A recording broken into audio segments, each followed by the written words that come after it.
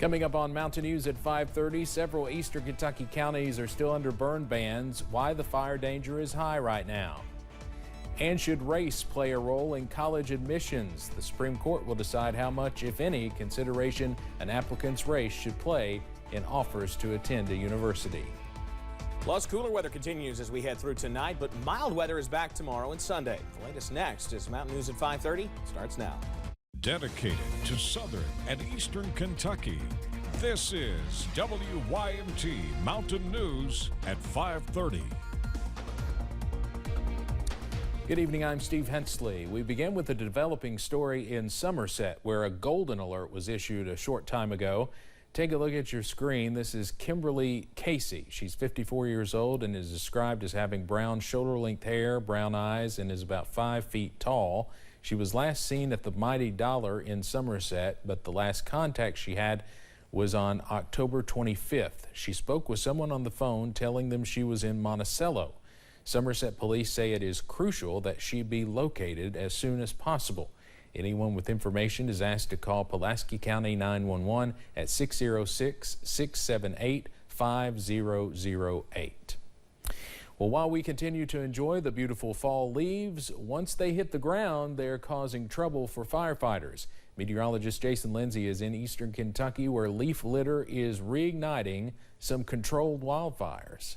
Fires like this one near Jackson continue to burn across Kentucky. Over the past week, we've had 80 fires for around 3,900 acres. And recent flooding in eastern Kentucky, which washed out roads, is making it difficult to fight these wildfires. A lot of roads are still being repaired. Finding access to certain places is still difficult, especially with our larger equipment. This wildfire here in Breathitt County has already burned more than 50 acres. Wildland firefighters have it under control.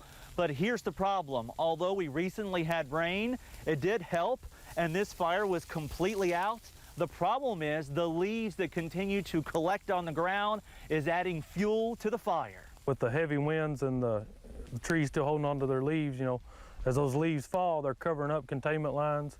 They're falling and covering up the burn area, which is still hot and smoldering, so it's causing those fires to rekindle. But wildfires, when controlled, are good for the forest.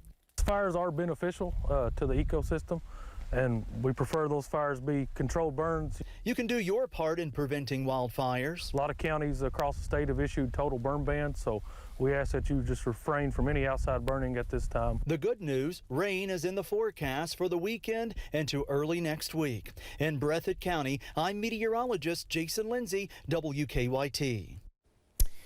As Jason mentioned, burn bans continue for many counties across Kentucky, and that means outdoor burning is not allowed at all.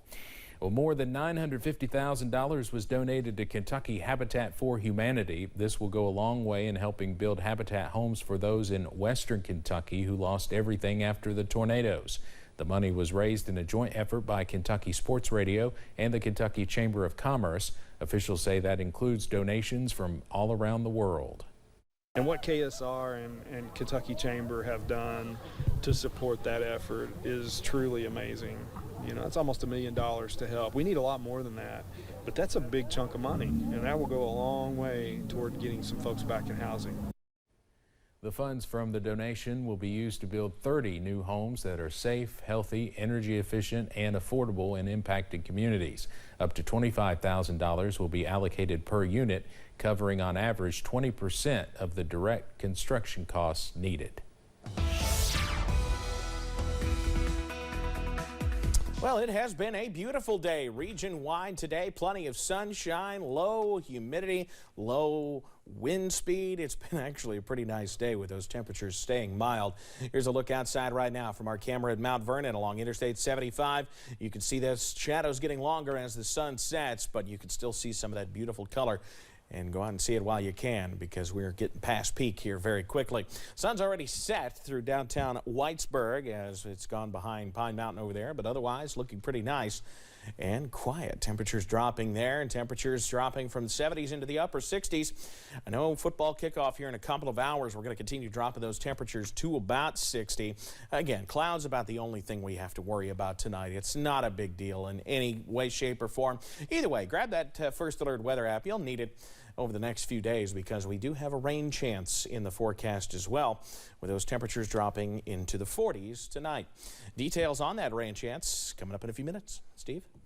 Evan, thanks. The University of North Carolina's admissions policy will play a central role in a U.S. Supreme Court case challenging affirmative action. That's the policy that allows colleges and universities to consider an applicant's race to increase diversity on campus.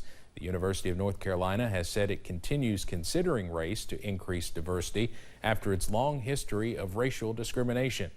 WYMT's Washington News Bureau's David Aid previews next week's oral arguments at the U.S. Supreme Court. I met with Ed Bloom, the president of Students for Fair Admissions, outside of the U.S. Supreme Court.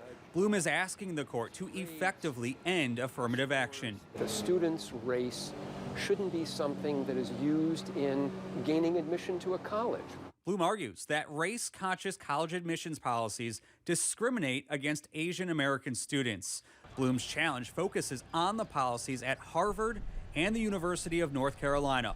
But if the court sides with him, it could have a sweeping effect on affirmative action in college admissions. It is our hope that colleges will lower the bar a little bit for kids from disadvantaged backgrounds. That makes college admissions much fairer, and that, I think, is what the American civil rights ideal is all about. Dozens of groups, including the NAACP, the American Bar Association, and the Asian American Legal Defense Fund, filed briefs with the Supreme Court opposing Bloom's lawsuit and outlining why they believe the court should uphold affirmative action. Jonathan Feingold, a law professor from Boston University, also filed a brief with the court opposing Bloom's lawsuits. If you're looking at just the plaintiff's evidence, it is true that Asian Americans are likely suffering some sort of harm, but the source is an affirmative action, and the beneficiaries are white applicants, not other students of color. Bloom's group lost cases challenging Harvard's and North Carolina's policies in lower courts. In Washington, I'm David Aid. House Speaker Nancy Pelosi's husband, Paul Pelosi, was attacked at their home in San Francisco early this morning. Police sources say the attacker used a hammer. The Democratic Speaker's office said Mr. Pelosi, who is 82 years old, is expected to make a full recovery. A spokesman for the Speaker said the attacker is in custody and a motive is being investigated. Nancy Pelosi was in Washington at the time. The U.S. Capitol Police said they are assisting the FBI and the San Francisco Police with a joint investigation. The White House says President Biden spoke with Speaker Pelosi after the attack and is praying for the family. Music legend and rock and roll pioneer Jerry Lee Lewis has died at the age of 87. Stephanie Elam has this look back at his career.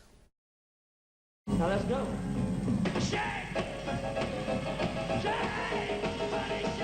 Jerry Lee Lewis, the wild rock and roll piano man who lit up the stage in the 1950s with hits like Whole Lotta Shakin' Going On, had long hair, crazy moves, and an energy that just didn't quit. But that spirit would be tested many times during his roller coaster life. Born in Louisiana in 1935, Lewis started tickling the ivories at an early age. When he was 10 years old, his father mortgaged the family farm to buy the self-taught musician his first piano. After getting kicked out of school, Lewis turned his full attention to music. He made his way to Memphis in 1956 and landed a job with Sun Studios. While there, Lewis rubbed elbows with Elvis Presley and Johnny Cash and recorded his first single. Come on over! His big break came with the 1957 release of Whole Lotta Shakin' Going On. Later that year, Lewis rocked the charts with another hit, Great Balls of Fire. Oh, goodness gracious, great balls of fire. His high-energy antics earned him the nickname The Killer. His personal life brought the rising star's career to a screeching halt when he married his 13-year-old cousin. Jerry decided that I was going to marry him, and he took a girl that was 22 years old to the courthouse in Mississippi, and she posed as Myra Brown, and she signed the marriage license. The public outrage forced Lewis to cancel tours, and radio stations stopped playing his songs. I just put in my last night. He made a comeback in the 1960s as a country star with hits like Another Place, Another Time. Another place, another time.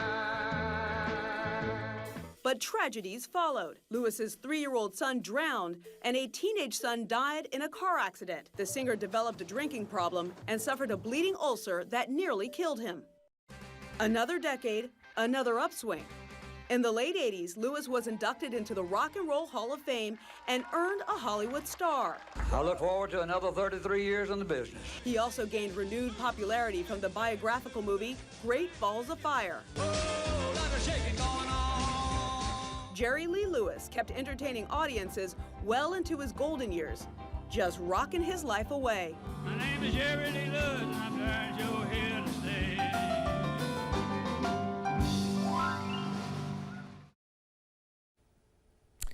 His spokesman says Lewis died of natural causes. Lewis performed in Hazard twice, first at the Perry Bowl in Lothair and again at Memorial Gym in 1970.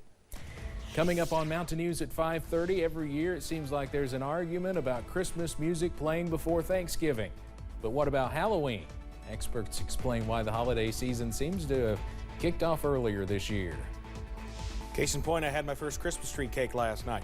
Watching sunshine tomorrow, but we're back to watching showers later in the weekend. A breakdown is on the way. WYMT News app offers alerts on breaking stories as they happen, customized to the categories you choose. The